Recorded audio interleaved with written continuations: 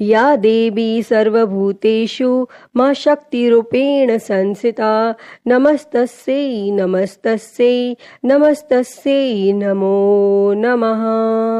जय माता दी।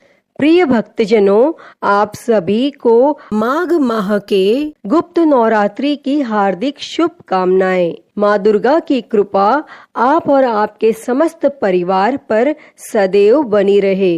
प्रिय भक्तजनों, आज हम सुनेंगे गुप्त नवरात्रि के 5वें दिन माता छिन्नमस्ता की कथा।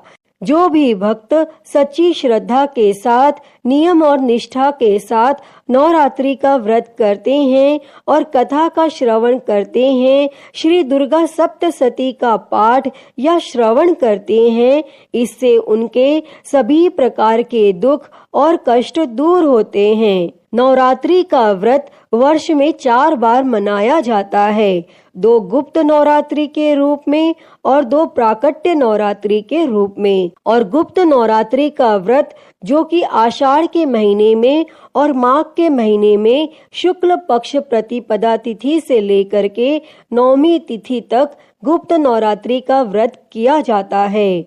और इस दौरान माता 10 महाविद्याओं का पूजन किया जाता है। और वहीं पर प्राकट्य नवरात्रि का व्रत जो कि चैत्र के महीने में और आश्विन के महीने में शुक्ल पक्ष प्रतिपदा तिथि से लेकर के 9वीं तिथि तक माता दुर्गा के 9 स्वरूपों का पूजन किया जाता है। और इस दौरान माता का पूरे विधि विधान के साथ पूजन करना चाहिए। श्री दुर्गा सप्तशती का पाठ या श्रवण करना चाहिए।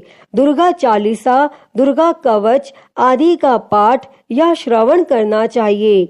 इससे माता अपने भक्तों के ऊपर अति प्रसन्न होती हैं और अपनी कृपा प्रदान करती हैं। तो प्रिय भक्तजनों, आइए अब सुनते हैं गुप्त नवरात्रि के 5वें दिन माता छिन्नमस्ता की कथा। तो आप सभी भक्तजन बड़ी ही श्रद्धा और ध्यान पूर्वक प्रसन्न चित्त मन से माता छिन्नमस्ता की कथा को सुनिए। तो सभी प्रेम से बोलिए, माता छिन्नमस्ता की जय, 10 महाविद्या माता की जय, सर्व देवी देवता की जय। कथा के अनुसार माता छिन्नमस्ता का स्वरूप जो कि अत्यंत ही भीषण है, यह माँ का उग्र रूप है।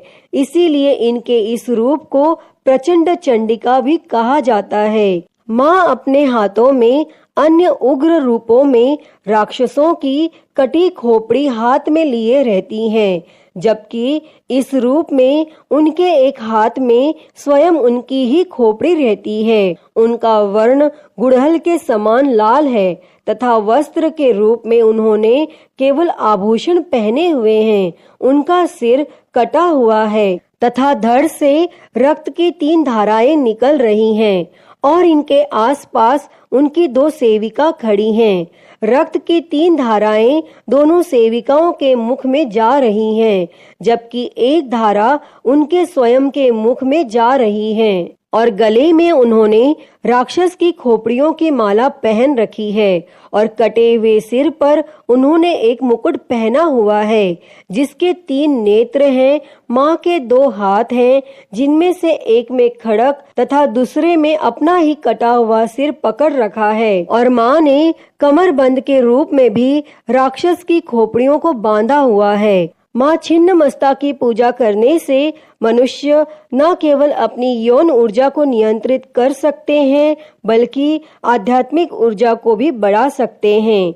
देवी अपने साधक को ज्ञान, समृद्धि, विजय, स्वास्थ्य और धन का आशीर्वाद देती हैं। माता छिन्नमस्तिका की पूजा उन लोगों के लिए बहुत प्रभावी है जो बांझपन, यौन रोग और ऋण से संबंधित समस्याओं का सामना कर रहे हों।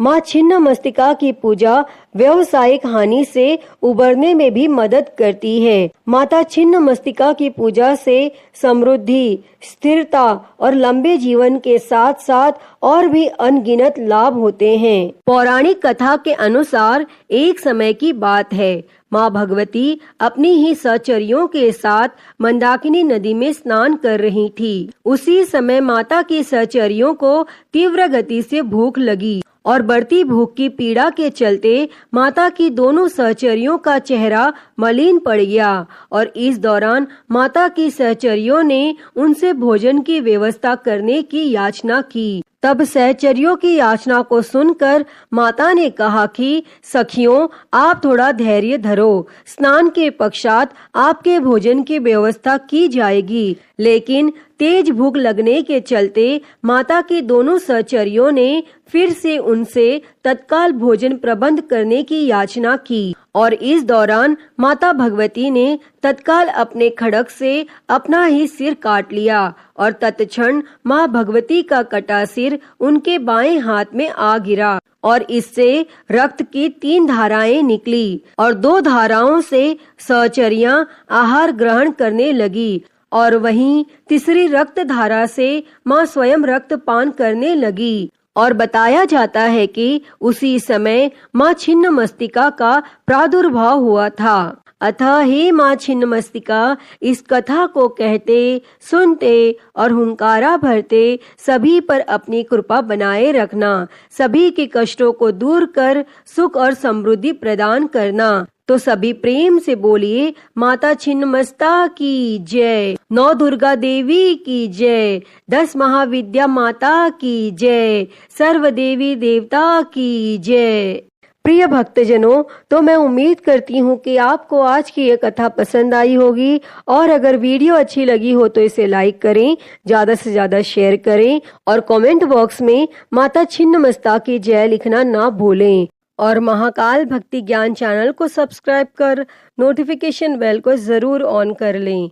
हर हर महादेव। धन्यवाद।